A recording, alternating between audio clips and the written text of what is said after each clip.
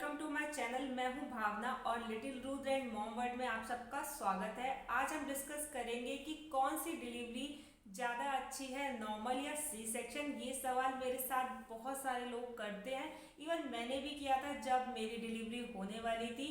मैं भी सोचती थी कि मेरी नॉर्मल डिलीवरी हो, मेरी सी सेक्शन डिलीवरी ना हो। तो आज जानेंगे कि नॉर्मल और सी सेक्शन डिलीवरी में क्या डिफरेंस है, कौन सी डिलीवरी ज़्यादा अच्छी है।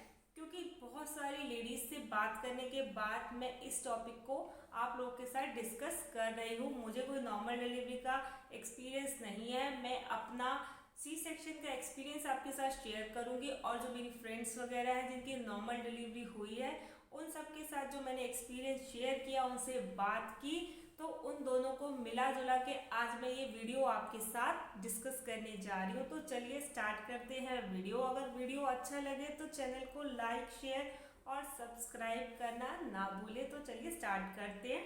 सबसे पहले आप सभी को पता है कि डिलीवरी के दो ही तरीके हैं, एक नॉर्मल और एक सी सेक्शन। जैसे कि मेडिकल साइंस ने बहुत ग्रोथ की है, उसके बाद सी सेक्शन के थ्रू भी हमारी डिलीवरियां होने लगी है, जिससे कि बहुत सारे कॉम्प्लिकेशन अगर किसी मदर को होते हैं तो बेबी बहुत इजीली आउट हो जाता है और बेबी की जान को कोई खतरा नहीं होता। लेकिन पहले टाइम में सिर्फ एक ही तरीका होता था, नॉर्मल डिलीवरी। अब अगर कोई कॉम्प्लिकेशन होता है तो डॉक्टर फटाफट से सी सेक्शन कर देते हैं और बेबी बहुत अच्छे से बाहर आ जाता है और उसकी जान को भी कोई खतरा नहीं होता और मदर को भी कोई प्रॉब्लम नहीं होती। हाँ, मानती हूँ सी सेक्शन के बाद मदर को बहुत कुछ झेलना पड़ता है, लेकिन जब आप प्रेग्नेंट होते हो, आप बेबी को डिलीवर करने हॉस्पिटल में एडमिट होते हो, उस टाइम एक मदर के दिमाग में बस एक ही क्वेश्चन होता है और एक ही उसका आंसर होता है कि मेरा बेबी सही सलामत बाहर आ जाए, उसे कोई दिक्कत ना हो, चाहे हमें कोई प्रॉब्लम झेलनी पड़ जाए। तो सी सेक्शन डिलीवरी में भी कोई प्रॉब्लम नहीं है अगर बच्चा हमारा आराम से बाहर आता है। तो ये मत सोचे कि नहीं बस नॉर्मल डिलीवरी ही करनी है, नॉर्मल डिलीवरी ही करनी है। हाँ, अच्छी बात है अगर आप नॉर्मल डिलीवरी कर सकते हैं, आप उस पेन को, उस तकलीफ को झेल सकते हैं, या फिर सिचुएशन ऐसी है कि आपको कोई कॉम्प्लिकेशंस नहीं है और आप नॉर्मल डिलीवरी बहुत आसानी से कर सकते हैं, तो उस सिचुएशन में नॉर्मल डिलीवरी से बेस्ट तो कुछ भी नहीं है। लेकिन अगर कोई कॉम्प्लिकेशन है, कोई प्रॉब्लम है, बेबी की जान को कोई रिस्क है या बेबी उल्टा है, सीधा है, तो ज़्यादा वेट ना करें। थोड़ी देर ट्राई करें लेकिन ज़्यादा देर वेट ना करें। जैसा डॉक्टर कहें वैसी बात मान जाए और सी सेक्शन और नॉर्मल डिलीवरी के बारे में ज़्यादा ना सोचें, बस बेबी के बारे में सोचें कि बस मेरा बेबी अच्छे से बिल्कुल सही तरीके से बाहर आ जाए, उसे कोई प्रॉब्लम ना हो। नॉर्मल डिलीवरी में सबसे पहले क्या होता है कि बेबी को वजाइना के थ्रू आउट किया जाता है और उसके बाद थोड़े से स्टिचेस लगाए जाते हैं। थोड़े 10 से 15 दिन में वो स्टिचेस हील हो जाते हैं पूरी तरीके से, जैसे कि हमारे सी सेक्शन के हो जाते हैं ऐसे वो भी हो जाते हैं हील। लेकिन क्या होता है, फर्क उसमें ये होता है कि हमारी बॉडी का कोई पार्ट ना कटा नहीं होता है। सी सेक्शन डिलीवरी में हमारा पेट इस तरीके से कटता है तो काफ़ी दिक्कतों का सामना करना पड़ता है एक मदर को, उठने में, बैठने में, टॉयलेट सीट तक जाने में, चलने में बहुत तकलीफ होती है। हम किसी के सहारे से ही उठते हैं, बैठते हैं कई दिनों तक। जब अगर अपने आप भी उठने की कोशिश करते हैं, कोहनी के थ्रू ऐसे करके उठते हैं तो बड़ी मुश्किल से उठा जाता है। लेकिन नॉर्मल डिलीवरी में इतनी प्रॉब्लम नहीं होती उठने बैठने में, आप बिना किसी के सहारे के उठ बैठ सकते हैं। ऐसा मैंने लोगों से बात करके पता लगाया। भाई सही बताऊं तो क्योंकि मेरा एक्सपीरियंस तो सी सेक्शन का है, तो मुझे तो बहुत दिक्कतों का सामना करना पड़ा उठने में, बैठने में, चलने में। मैं किसी के सहारे के साथ ही कम से कम 6 से 7 दिन उठ पाई।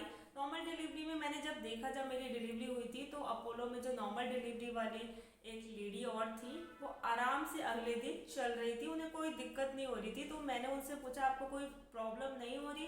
तो उन्होंने कहा नहीं, थोड़ी बहुत है लेकिन मैं आराम से उठ बैठ सकती हूँ, चल सकती हूँ। और अगले दिन तो वो चली भी गई वहाँ से। तो इससे मुझे पता लगता है कि भाई थोड़ा नॉर्मल डिलीवरी में प्रोसेस ईजी है एक चलने, उठने, बैठने का as compare to C section. Second चीज जो है वो है नॉर्मल डिलीवरी में आप सब कुछ खा सकते हैं, घी बहुत खिलाते हैं लोग, ऐसा मैंने सुना है। घी खाते हैं अच्छे से, सारी डाइट देते हैं, और लोग सी सेक्शन वालों को डाइट कम देते हैं। डॉक्टर बस घी थोड़ा कम खाने के लिए कहते हैं सी सेक्शन में, वरना नॉर्मल डाइट आप ले सकते हैं। ऐसा नहीं है कि आप नॉर्मल डाइट नहीं ले सकते। और ज़्यादा स्पाइसी नहीं खाना, वो तो किसी भी मदर को नहीं खाना चाहिए अगर उसने बेबी को डिलीवर किया है। थोड़ा इसलिए कम खाने के लिए कहते हैं क्योंकि हमारा ऑपरेशन हुआ पर होता है, तो सी सेक्शन में हमारी थोड़ी डाइजेशन में प्रॉब्लम होती है कुछ दिनों तक, लेकिन धीरे धीरे सब सही होने लग जाता है अपने साथ, वक्त के साथ सब कुछ हील होने लग जाता है। थर्ड, अगर मैं बात करूं जल्दी से जल्दी रिकवरी की, तो रिकवरी नॉर्मल डिलीवरी में ज़्यादा है as compare to C section. अगर मैं सब चीज़ों को कंपेयर करूं तो नॉर्मल डिलीवरी ज़्यादा अच्छी है, क्योंकि उसमें हम जल्दी हील हो जाते हैं as compare to C section.